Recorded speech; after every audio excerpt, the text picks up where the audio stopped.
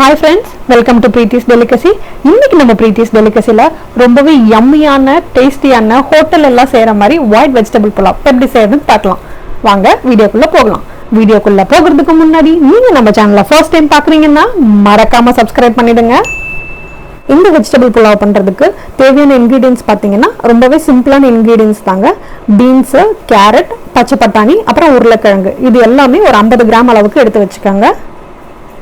அப்புறமா ஒரு வெங்காயத்தை நீல வாக்கில் கட் பண்ணி வச்சுக்கோங்க. தக்காளி ஒன்று பொடிசா நறுக்கி எடுத்து வச்சுக்கோங்க.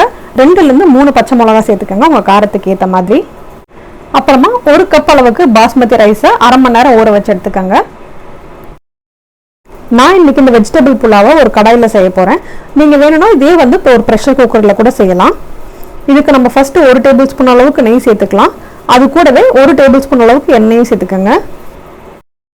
எண்ணெய் காஞ்சதுக்கு அப்புறமா நம்ம ட்ரை ஸ்பைசஸ் எல்லாத்தையும் இதுக்குள்ள சேர்த்துடலாம். இதுல ஒரு பட்டை, 2 ஏலக்காய், அந்த நட்சத்திர பூ சொல்லுவோம் இல்லையா அது 2, அரை டீஸ்பூன் ஜீரகம், 2 பிரிஞ்சி இலை, இது கூடவே கொஞ்சம் கல்பாசி சேர்த்து கொஞ்சம் நல்லா வதக்கிக்குங்க. கல்பாசி சேர்க்கும் போது இந்த வெஜிடபிள் புலாவோட ஃப்ளேவர் ரொம்பவே நல்லா இருக்கும். இப்போ நம்ம கட் பண்ணி வச்சிருக்கிற வெங்காயத்தை இது கூட சேர்த்துக்கலாம். வெங்காயம் வதங்குறதுக்காக ஒரு அரை டீஸ்பூன் அளவுக்கு நம்ம உப்பு சேர்த்துக்கலாம். நம்ம பிரியாணிக்கெலாம் வெங்காயத்தை வதக்குற மாதிரி ப்ரௌன் கலரில் அந்த மாதிரியெல்லாம் ஆக்க வேண்டாம். இது வந்து ஒரு லைட் பிங்கிஷ் ஷேட் வந்தால் போகிறோம். பாருங்க, வெங்காயம் வந்து கொஞ்சம் லைட்டாக செவந்துருச்சு. இந்த ஸ்டேஜில் நம்ம கட் பண்ணி வச்சிருக்கிற தக்காளியையும் பச்சை மிளகாவையும் சேர்த்துக்கலாம். நீங்கள் உங்கள் காரத்துக்கு ஏற்ற மாதிரி சேர்த்துக்கோங்க. நான் ஒரு 3 சேர்த்துருக்கேன். நீங்கள் இன்னும் கூட கொஞ்சம் காரம் சாப்பிடுவீங்க அப்படின்னா ஒரு 4 கூட சேர்த்துக்கலாம்.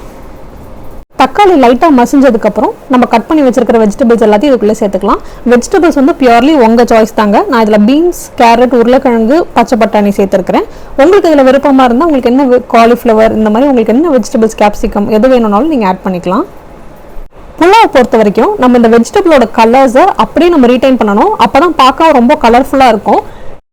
எல்லாத்தையும் நல்லா கலந்து விட்டதுக்கு அப்புறமா இதை வந்து மூடி போட்டு வேக வச்சுக்கலாம். ஒரு 2லேருந்து 3 நிமிஷம் வரைக்கும் தான் ஆகும். அடுப்பை சிம்மில் வச்சுக்கோங்க. தண்ணி எதுவுமே சேர்க்க வேண்டாம். ஒரு 2 நிமிஷத்துக்கு அப்புறம் நீங்கள் ஓப்பன் பண்ணி பார்த்தீங்கன்னா பார்க்கவே ரொம்ப கலர்ஃபுல்லாக இருக்கும். வெஜிடபிள்ஸ் வந்து ஒரு பாதி அளவுக்கு நல்லாவே வெந்திருக்கும்.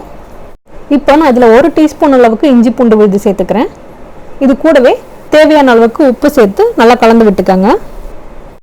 இஞ்சி பூண்டு விழுதோட பச்சை வாசனை போனதுக்கப்புறமா நம்ம பாயில் பண்ணி தனியாக எடுத்து வச்சிருக்கிற பச்சை பட்டாணியை இதுக்குள்ளே சேர்த்துடலாம். நீங்கள் டைரெக்டாக கூட பச்சை பட்டாணியை இது கூட சேர்த்துக்கலாம். ஆனால் நீங்கள் தனியாக பாயில் பண்ணி இந்த மாதிரி ஆட் பண்ணும்போது அந்த க்ரீன் கலர் வந்து நல்லாவே ரீட்டைன் ஆகும் உங்களுக்கு. இப்போ நம்ம ஊற வச்சிருக்க பாஸ்மதி ரைஸை தண்ணியை வடிச்சிட்டு வெறும் ரைஸை மட்டும் இதுக்குள்ளே சேர்த்துக்கலாம். அரிசி வந்து நல்லா ஊறி இருக்கு. நீங்கள் அதில் வெஜிடபிள்ஸ் கூட கொஞ்சம் லைட்டாக மிக்ஸ் பண்ணி விடுங்க. ரொம்ப போட்டு கிளறிடாதுங்க, அரிசி வந்து உடஞ்சிரும். சும்மா மேலாக்க வந்து நீங்கள் லைட்டாக கிளறி விடுங்க, அதுவே போதும். இப்போ நம்ம இதில் தண்ணி ஆட் பண்ணிடலாம். 1 கப் பாஸ்மதி ரைஸ்க்கு 2 கப் தண்ணி தேவைப்படும். 1:2 ரேஷியோவில் எடுத்துக்கோங்க. 2 கப்புக்கு கம்மியாக தண்ணி ஊற்றுனீங்கன்னா உங்களுக்கு ரைஸ் வேகாது. இப்போ நம்ம தண்ணி சேர்த்ததுக்கப்புறமா எல்லாத்தையுமே கொஞ்சம் லைட்டாக ஜென்டிலாக மிக்ஸ் பண்ணி விடுங்க. இந்த ஸ்டேஜில் நம்ம சால்ட் செக் பண்ணிக்கலாம். கம்மியாக இருக்கிற மாதிரி இருந்துச்சுன்னா இன்னும் கூட கொஞ்சம் உப்பு ஆட் பண்ணிக்கோங்க. அடுப்பை மீடியம் ஃப்ளேமில் வச்சுக்கோங்க. ஒரு 5 நிமிஷம் ஆனதுக்கப்புறம் பார்த்தீங்கன்னா இந்த ரைஸ் வந்து தண்ணி எல்லாத்தையுமே அப்சர்வ் பண்ணி ரைஸ் வந்து கொஞ்சம் நல்லா மேலே வர ஆரம்பிச்சிருக்கும். இப்போ பார்த்தீங்கன்னா ரைஸ் வந்து 80 to 90% நல்லாவே குக் ஆயிருச்சு. இந்த ஸ்டேஜில் நீங்கள் அடுப்பை சிம்மில் வச்சுட்டு இதை வந்து ஒரு மூடி போட்டு ஒரு 10 நிமிஷத்துக்கு நல்லா வேக வச்சுக்கோங்க. இதையே நீங்கள் ப்ரெஷர் குக்கரில் செய்யும் போது இந்த ஸ்டேஜ் வந்ததுக்கு அப்புறமா நீங்கள் வந்து மீடியம் ஃப்ளேமில் வச்சுட்டு ஒரே ஒரு விசில் விட்டு எடுத்துக்கோங்க. அவ்வளோதாங்க, நம்மளோட யம்மியான டேஸ்டியான வெஜிடபிள் புலாவ் ரொம்பவே சூப்பராக ஈஸியாக ரெடி ஆகிருச்சு. இதை விட சிம்பிளா, இதை விட ஈஸியா, இதை விட டேஸ்டியான ஒரு புலாவை உங்களால செய்யவே முடியாதுங்க. நீங்க நான் வெஜிடேரியனா இருந்தா இந்த வெஜிடபிள் புலாவ் கூட சிக்கன் கறி, சிக்கன் கிரேவி இதெல்லாம் ட்ரை பண்ணி பாருங்க. ரொம்பவே ஒரு பெஸ்ட் காம்போவா இருக்கும்.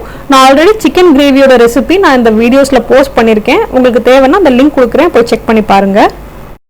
நீங்க ஒருவேளை வெஜிடேரியனா இருந்தீங்கன்னா ஒரு பன்னீர் கிரேவி, அப்படி இல்லாட்டா ஆலு கிரேவி இந்த மாதிரி ட்ரை பண்ணி பாருங்க. ரொம்பவே சூப்பரா இருக்கும். இந்த கேஸ் ஆஃப் பண்றதுக்கு முன்னாடி 1 டீஸ்பூன் அளவுக்கு நெய் சேர்த்து கொஞ்சம் லைட்டா கிளறி விட்டுக்கங்க. இதோட ஃப்ளேவர் அவ்வளோ சூப்பரா இருக்கும். ட்ரை பண்ணி பாருங்க. அவ்வளோதாங்க, நம்மளோட ஒயிட் வெஜிடபிள் புலாவ் நம்ம ரெஸ்டாரண்ட்லலாம் சாப்பிட்ற மாதிரி ரொம்பவே சூப்பராக ரெடி ஆகிருச்சு. இந்த ரெசிபி உங்களுக்கு பிடிச்சிருந்ததுன்னா கண்டிப்பாக ட்ரை பண்ணி பார்த்துட்டு எப்படி இருந்துச்சு எனக்கு கமெண்ட் பாக்ஸில் சொல்லுங்கள். தேங்க்யூ ஃபார் வாட்சிங் த வீடியோ. என்னோட ரெசிபிஸ் உங்களுக்கு பிடிச்சிருந்தா மறக்காமல் சப்ஸ்கிரைப் பண்ணிடுங்க.